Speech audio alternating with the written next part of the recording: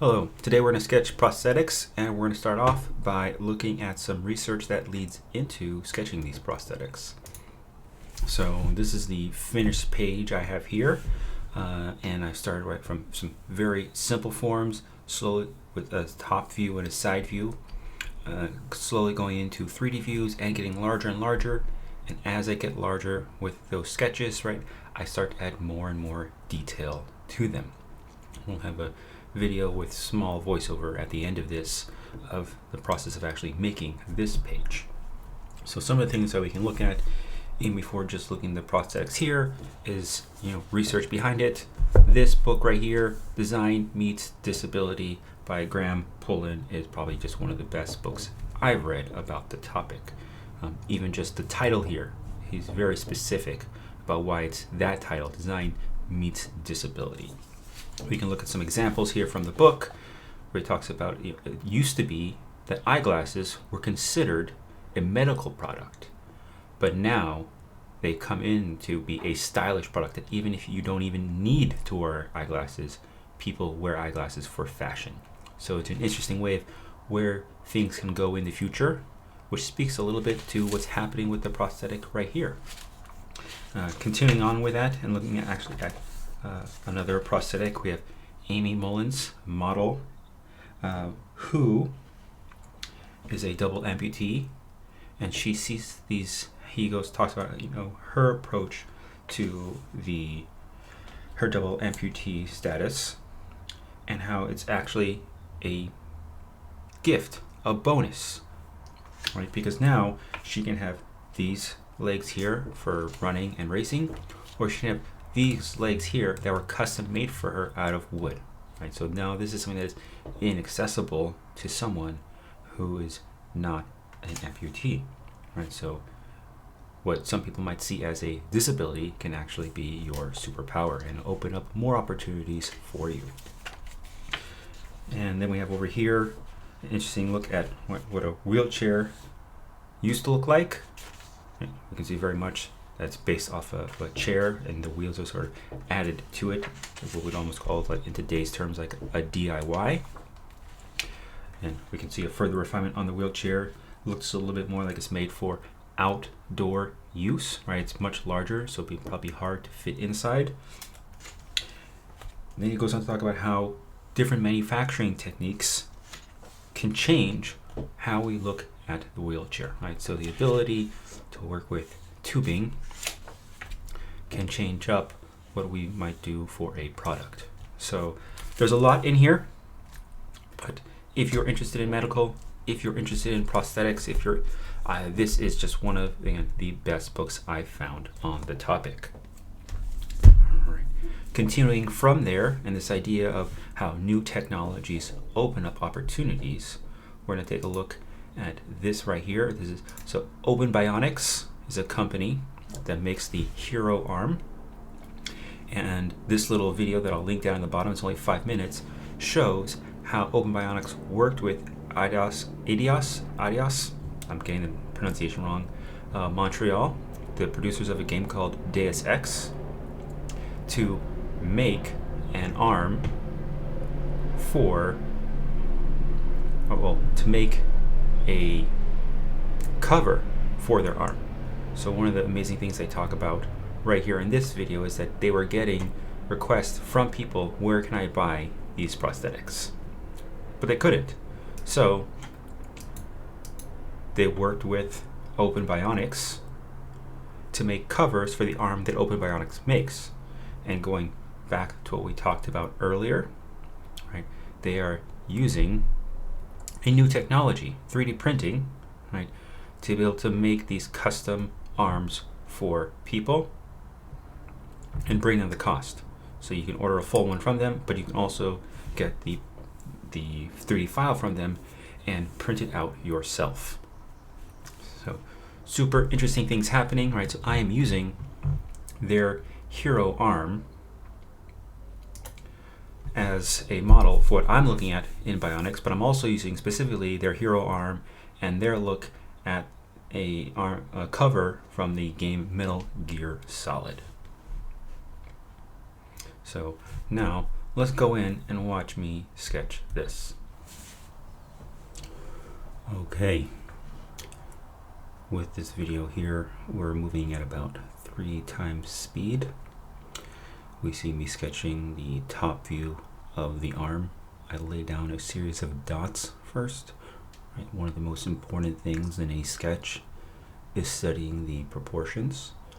You can see me laying down just those little lines right there also for the fingers. Okay. With a marker, it's very simple, very easy to put these marks down.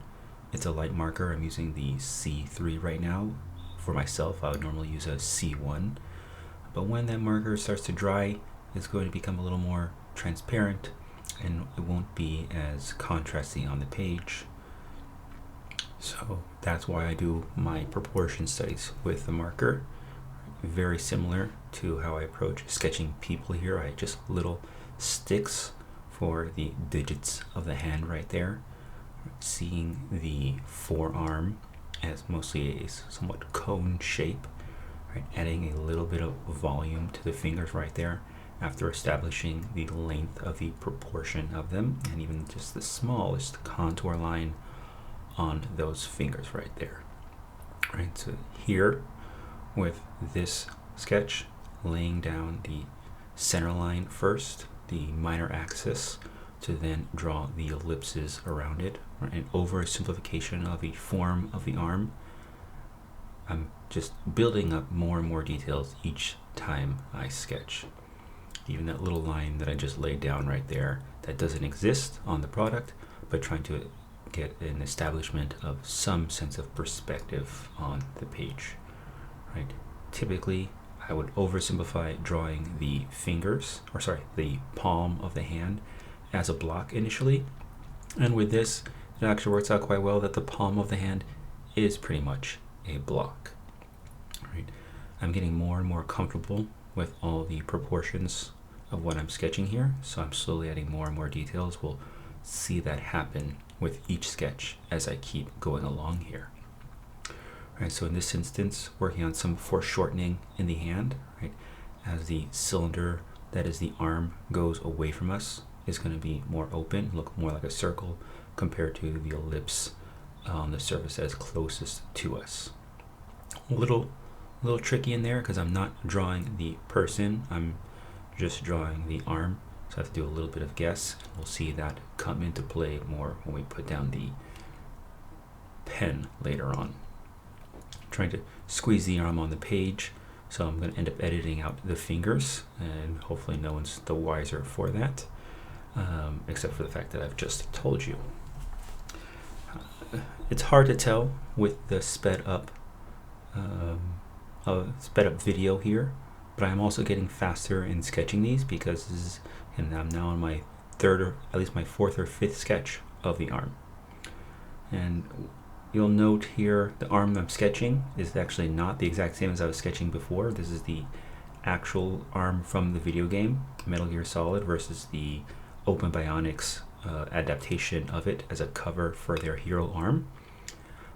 But I did want to look at that source material to see how they modified it. So just adding some smaller details here, right? So this is the close-up of the fist, giving the thumbs up.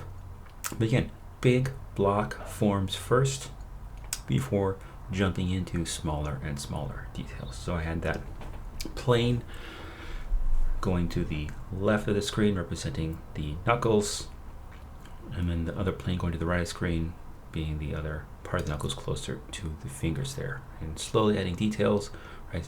Specifically there, seeing how the knuckles, right, are sort of offset from each other when we look at the reference. But again, because I'm drawing it larger, I can look at some of those smaller and smaller details, and that's what's going to help this thing feel real compared to some of my earlier sketches. I can't get as many of the small details in there, such as material thickness, where there are joints and how those joints have small little parts that move together, and even little little placements, little holes for where a screw might need to go in to connect those joints together.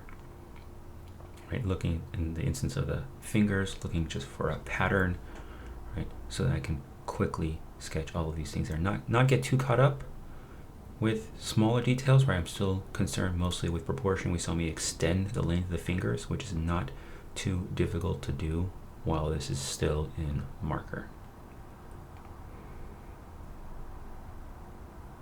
And now I believe I'm looking for, my page is almost full, so I'm sketching the person off screen, unfortunately, but we will probably move it so I can see a little more clearly, right? So we get some context, right, of where this prosthetic arm goes, because I've sketched the entire arm, I've sketched some close-ups of the arm and just the hand, but I do not have, where this arm is in context, that it's on a person. And to that end, right, I was going back to the original hero arm as reference. So now I'm going to come in here, just put the title up here with the calligraphy 3mm pen, and then come in and go back to some of my references and start to ink this. You'll notice I am not using the Copic multiliners. I am trying out a radiograph pen there that I found in my set. It's a much more expensive pen, but it's refillable and has a metal tip, so you can't wear down the nib. In the end, it works extremely similarly to the Copic multiliners and other felt tip pens, even though the tip itself is not felt tip.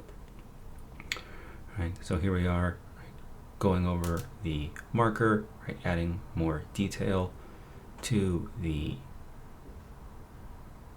that marker with a pen, such as a cut line or other elements. Again, keeping it pretty simple for my first few sketches.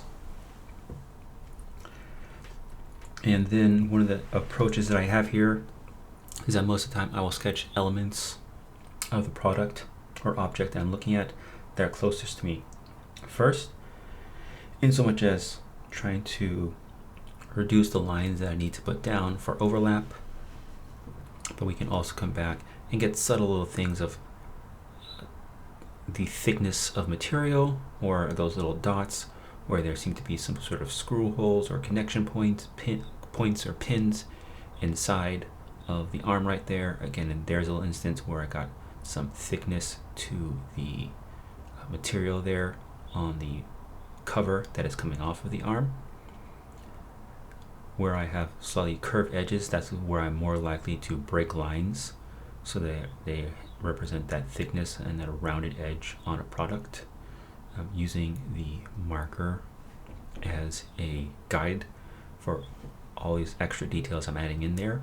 Also, because I have gone on to sketch more detailed versions of this arm already in marker, I'm able to now add some of those details back into this earlier sketches when I go into it with pen. Definitely moving very fast because we're watching the video at 3x speed, but also I'm moving fast even in, I would say, at the real time is moving fairly fast, because I don't want to get too locked up with copying exactly what I see. I'm going for the feel of it as much as I'm going for the accurate proportions, right? I feel pretty good about all these proportions currently, so moving at a decent speed helps me to, helps me to not get too caught up and slow down with the sketches here. I want to stay pretty loose at first. Staying loose is to my advantage, particularly for cylindrical elements where I don't have ellipse guides that I'm using. Adding additional contour lines even if they aren't actually there on the product. And then we also see me going back to all the references that I have. Right, so each reference that I have here, I've saved it on my hard drive, so it's easy to find, easy to go back and reference it.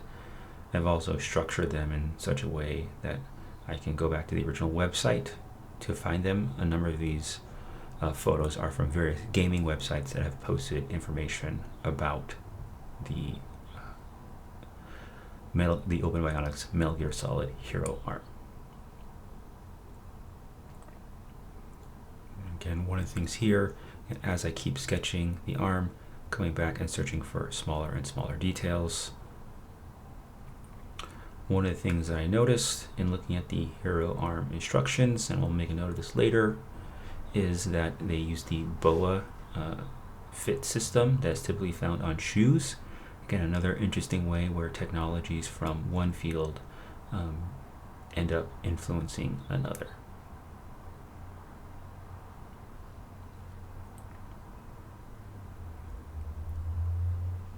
And not too much new things happening here in terms of the overall approach.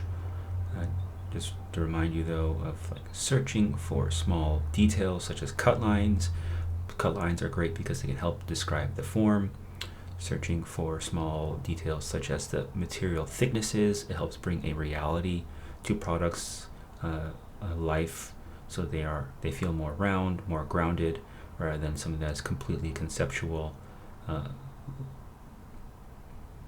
And here, small little thing, right? I had that overlap between two products. I started doing the pen on the one that was that smaller one above, and I thought, I don't know if I want that one above to be in front, so I started inking this one below. Again, adding material thickness, adding components where there are different parts coming together, such as the knuckles right here, but also because I think I want to make this thumbs up hand be in front of the smaller sketch above, which is why I'm doing all of this pen work right now, because I'm thinking about that layout. We can see there as I do the knuckles closer to the palm, right, that little bit of marker that was just the chisel tip of the marker, how it becomes this little cutout of the part of the red part right there, where these two parts are coming together, right? So slowly, again, paying attention, noticing, and describing on the page these smaller and smaller details. So the marker was my first pass, the pen is my second pass. The pen is an opportunity to add those small details. The marker, I'm mostly searching for proportion, and even opportunities such as right here with the thumb, I think my proportions were a little off. So with the pen, I can adjust them a little bit and make that thumb ever so slightly smaller, closer to the reality that I was sketching. And also, in this instance, right, have that thumb be in front of the sketch behind it. It's a small thing, but I take any opportunity I have to make those small improvements to my sketches when I can consciously and intentionally do so. I think we're mostly to the end of this video here in terms of the sped up sketching. We're watching this in 15 minutes, what actually took me about 50 minutes. Up close, these lines do look a little wobbly, but that's because we're also zoomed in much closer than we would normally be. Most of the time I am going for, as clean, straight lines, because when components get really small like this, it's so important to have crisp, clean lines that define forms, that separate them from each other, such as these knuckles, right? Seeing them as separate components, seeing the fingers as separate components. When the lines are crisp and clean, it's much easier to see those separations, those differences between parts. So if I had a bunch of small scratchy lines, it would be much harder to see.